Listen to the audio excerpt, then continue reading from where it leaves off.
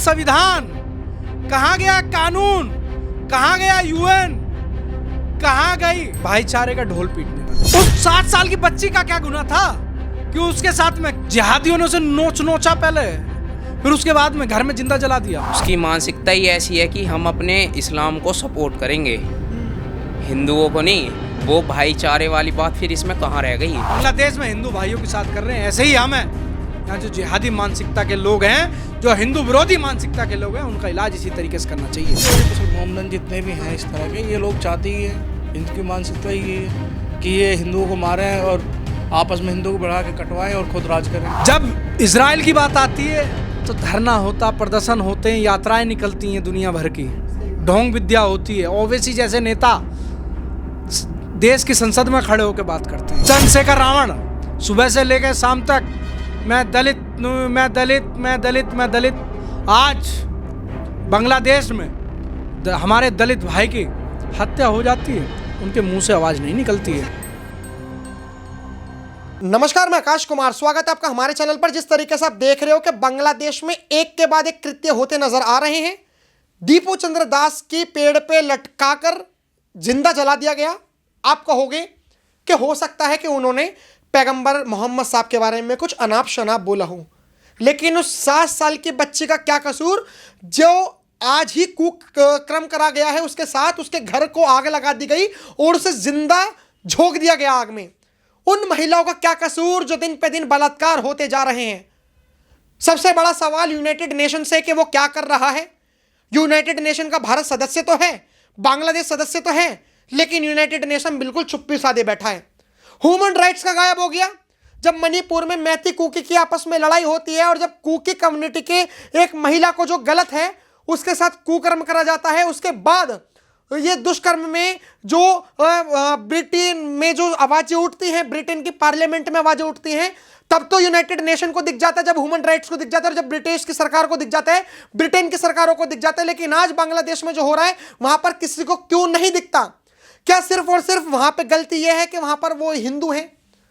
हो सकता है कि अगर वहां पर काश अगर कोई मुसलमान होता, कोई ईसाई होता, आप कहोगे कि ये कैसा एंकर है, कैसा रिपोर्टर है, भला धर्म की बातें क्यों कर रहा है? करनी जरूरी है। जब फिलिस्तीन में मुसलमान मारे जाते हैं तो पूरा विश्व का मुसलमान एक हो जाता है। जब कोई ईसाई मारा जाता है सूडान में, तब पूरे विश्व का ईसाई एक हो जाता है। लेकिन जब हिंदू मारा जाता है तो कोई एक नहीं होता, कोई विश्व नहीं बोलता, बल्कि वेस्ट के लोग बांग्लादेश की शोक मना रहे कि बेचारा शरीफ उस्मान हादी मर गया। वेस्ट के लोगों ने अभी तक एक ट्वीट तक नहीं करा कि उस बेचारे दीपू चंद्र दास की क्या गलती, उन महिलाओं की क्या गलती जिनका बलात्कार करा जा रहा है, उन मंदिरों की क्या गलती जिनको तोड़ा जा रहा है।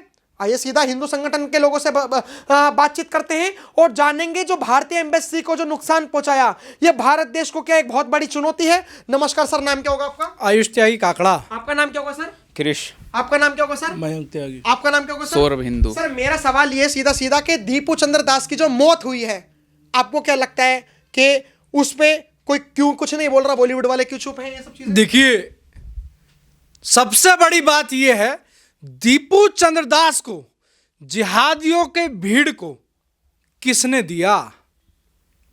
सही बात, पुलिस ने, बांग्लादेश की पुलिस ने। बांग्लादेश के कहां गया संविधान, कहां गया कानून, कहां गया यूएन, कहां गई भाईचारे का ढोल पीटने वाले? सही बात हैं?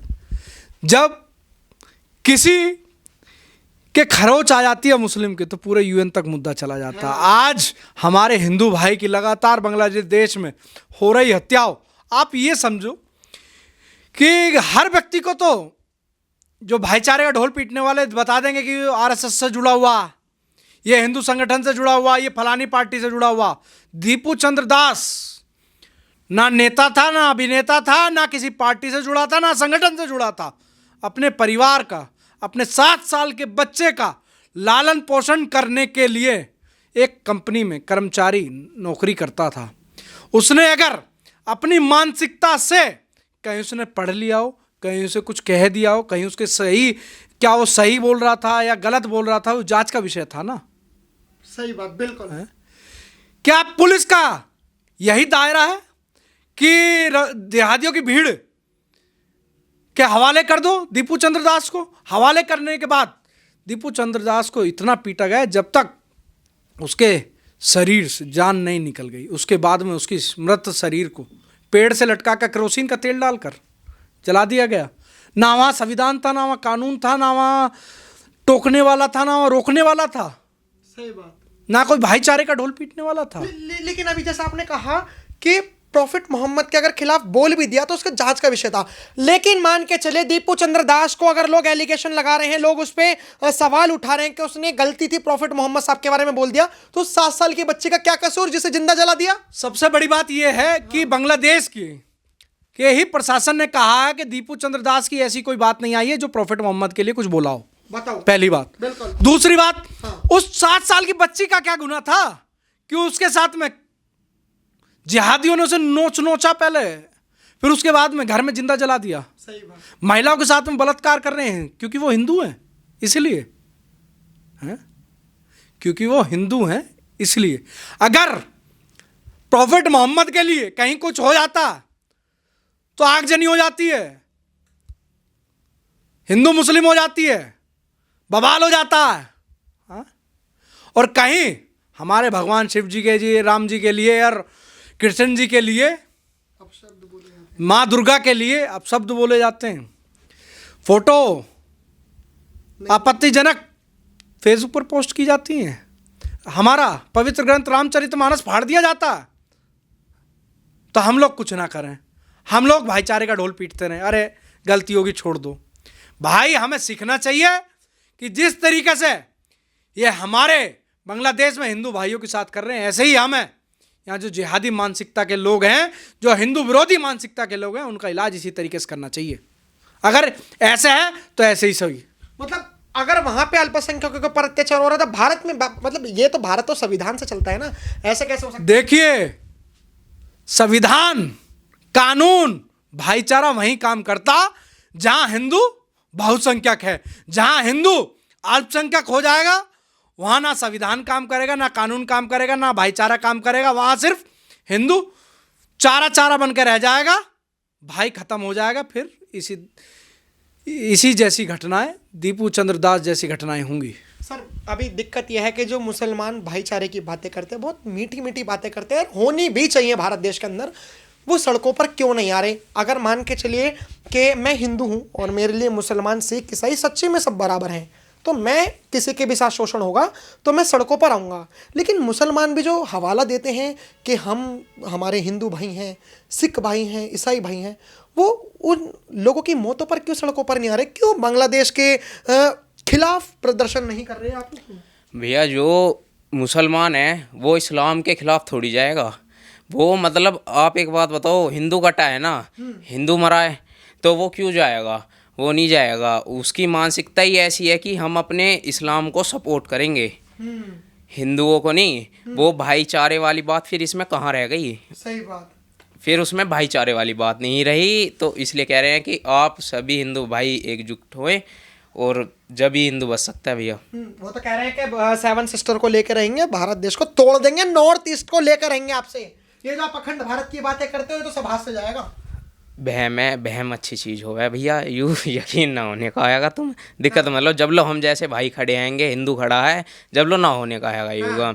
बहम है बहुत, तो क्या बहम है, मिट भी जाओ, बहुत जल्दी हो जाओ भैया। तो सब चीज़ें मतलब देश की आर्मी को अगर साइड कर दिया तो आप ही लोग निपट लोगे इन कट्टरवादी रेडिकलाइज्ड इस्लामिक लोगों से? करवा दो भैया, हम तो कह रहे हैं, आपके चैनल के थ्रू कह रहे हैं, करवा दो तुम। हाँ, करने का काम हम कर देंगे। फिर वहाँ से जो ईंट का जवाब है वो पत्थर से ना दे दिया, जब कह दियो आप भी हमें। सर अभी ये जो 7 सिस्टर की बातें कर रहे हैं, अरुणाचल प्रदेश, मणिपुर, ये आसाम वगैरह, भूल गए क्या कि योगी जी का दूसरा रूप मामा जो असम में हिमंत विश्व शर्मा जी बैठे हुए हैं, उन्हें भूल रहे हैं क्या बांग्लादेश के लोग? भूल रहे हैं, उनका वहम है। उन्हें यूँ पता ना देश की सेना अब पहले वाली ना रही है, अब तो पूरी मजबूती के साथ तैयार कर रखी है। दूसरी बात, अभी तो अजीत डोभाल जी भी हैं हमारे देश में, सही बात। हैं? सब लगा रखा उन्होंने, बांग्लादेश की दूरी सब नाप रखी है कि क्या मिनट में आर पार खत्म हो जाएगा, फिनिश मामला। सही बात। तो बांग्लादेश अपनी औकात में रहे, अपने दायरे में रहे। वहाँ के जो जिहादी मानसिकता के लोग हैं वो अपने दायरे में रहें, नहीं तो उनका इलाज इस तरीके से होगा, इस तरीके से इलाज होगा कि 7 पुश्तें उनकी याद सर रखेंगे। लेकिन अभी आपको कौन सी मूवी अच्छी लगती है? आपको मूवी कौन सी अच्छी लगती है? अगर मैं आपसे मूवी जानना चाहूँ पर्सनली, हाँ जी, कौन सी? छावा। छावा। छावा किस हीरो की है? इसकी है। अच्छा अच्छा, संभाजी महाराज की। ठीक है, लेकिन अभी तक किसी बॉलीवुड का कोई ट्वीट नहीं आया। ऑल आइज ऑन रफा जो फिलिस्तीन के लिए रो रहे थे, क्यों ट्वीट नहीं कर रहे? बांग्लादेश बेचारे लोगों के साथ इतना गंदा जेनोसाइड हो रहा है, क्यों बांग्लादेश के लोग नहीं, बॉलीवुड वाले लोग नहीं बोल रहे बांग्लादेश के लिए? क्यों बोलेंगे भैया, क्यों बोलना चाहिए? नहीं बोलते। हिंदू मर रहा है इसलिए? जी, हिंदू मर रहा है, हिंदू कट रहा है। हिंदू मर रहा है इसलिए कुछ चुप रहो बिल्कुल। वो चाहती है कि हिंदू मरे।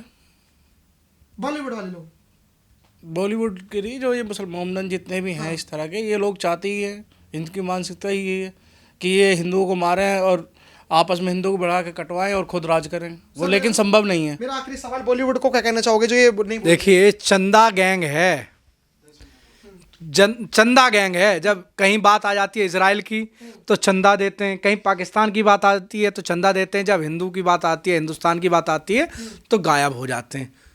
ये भी जिहादी मानसिकता से परिपक्व हैं, कहीं ना कहीं जिहादी मानसिकता के दबाव में हैं ये भी, क्योंकि जब इजराइल की बात आती है तो धरना होता, प्रदर्शन होते हैं, यात्राएं निकलती हैं दुनिया भर की, ढोंग विद्या होती है। ओवैसी जैसे नेता देश की संसद में खड़े होकर बात करते हैं।